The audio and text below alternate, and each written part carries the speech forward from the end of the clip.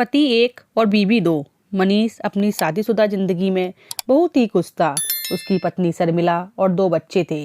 मनीष की arrange marriage हुई थी और मनीष की बीवी बहुत ही पैसे वाली थी। एक दिन मनीष काम के सिलसिले में दूसरे शहर गया। वहाँ उसकी मुलाकात सुनीता से हुई। सुनीता जो एक बिजनेस काउंसलर थी और साथ ही साथ सिंगल भी थी। मनीष अपने बिजनेस के सिलसिले में सुनीता से मिला और कब यह मुलाकात पसंद में बदल गई।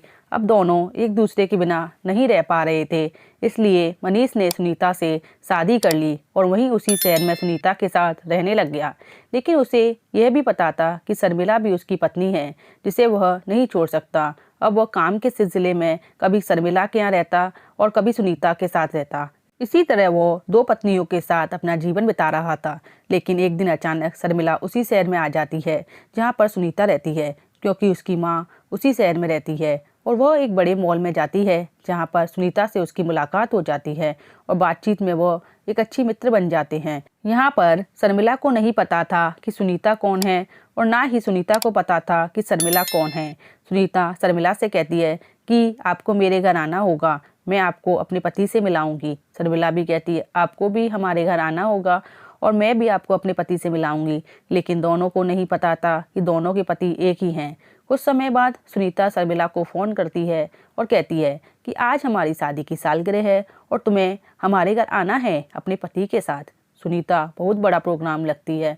उसी वक्त शर्मिला मनीष को फ़ोन करके कहती है कि हमें आज सहेली के घर जाना है, उसकी शादी की सालगिरह है।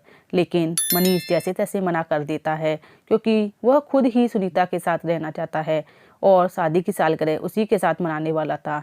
तो बहाना मार देता है कि आज मुझे काम है, मैं नहीं आ पाऊंगा और तुम खुद ही अकेली चली जाओ। शर्मिला खुद से ही सुनीता के घर पहुंच जाती है, पर मनीष जैसे ही शर्मिला को देखता है वो छुप जाता है और बालकनी से कूदकर चला जाता है। अब सुनीता शर्मिला को अंदर आने को कहती है और बैठ जाती है और कहती है रुको, मैं अपने पति से तुम्हें बुलाती हूँ। यह कहकर सुनीता अंदर चली जाती है, लेकिन अंदर कोई नहीं होता है, क्योंकि मनीष पहले से ही बालकनी से भाग चुका था। शर्मिला कहती है कहाँ हैं तुम्हारे पति? सुनीता कहती है अभी तो यहीं थे, पता नहीं कहाँ चले गए। ये कहकर दोनों बातों में लग जाती हैं और सुनीता अपने पति मनीष को फ़ोन करती है कि तुम कहाँ हो, आज हमारी शादी की सालगिरह है, मेरे सभी दोस्त आए हुए हैं तुमसे मिलने के लिए, लेकिन तुम कहाँ चले गए? मनीष बहाना मार देता है कि मुझे अर्जेंट कॉल आया था, इस वजह से मुझे बाहर जाना पड़ा। अब शर्मिला अपने घर जाती है और सुनीता को कहती है कि अब आप मेरे घर आना अपने पति को लेकर। सुनीता अगले दिन अपने पति मनीष से कहती है कि हमें एक फ्रेंड के घर चलना है। मनीष हाँ कर देता है, बिना जाने कि वह शर्मिला के यहाँ लेकर चली जाती है और मनीष और सुनीता दोनों ही शर्मिला के घर पहुँच जाते हैं। तभी शर्मिला दरवाज़ा खोलती है और मनीष से कहती है तुम यहाँ क्या कर रहे हो? सुनीता शर्मिला से कहती है क्या तुम मनीष को जानती हो? शर्मिला कहती है जानती नहीं हूँ, ये मेरे पति हैं। लेकिन सुनीता तुम मेरे पति के साथ क्या कर रही हो? सुनीता कहती है ये मेरे पति हैं और दोनों ही एक दूसरे को देखने लग जाते हैं। मनीष ये सुनीता क्या कह रही है? और सुनीता कहती है मनीष ये शर्मिला क्या कह रही है? मनीष कहता है शर्मिला और सुनीता से कहता है मुझे माफ़ कर दो, मैंने तुम दोनों को धोखा दिया है।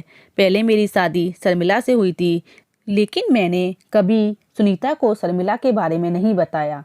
लेकिन मैं अब तुम दोनों से ही बहुत प्यार करता हूँ और तुम दोनों के बिना नहीं रह सकता हूँ। शर्मिला और सुनीता यह सुनकर मनीष से कहती है कि तुमने ऐसा क्यों किया, क्यों हमें धोखा दिया? लेकिन मनीष के पास कोई जवाब नहीं था। इंसान जिससे शादी करता है उसे कभी भी धोखा नहीं देना चाहिए। पत्नी के होते हुए भी दूसरी बीवी लाना ये सही नहीं है। जो लोग ऐसा करते हैं वो कभी खुश नहीं रह पाते और ज़िंदगी भर अकेले ही रह जाते हैं। सो आप सभी से निवेदन है, अगर आपको ये कहानी पसंद आई तो चैनल को लाइक, सब्सक्राइब और शेयर ज़रूर करें। धन्यवाद।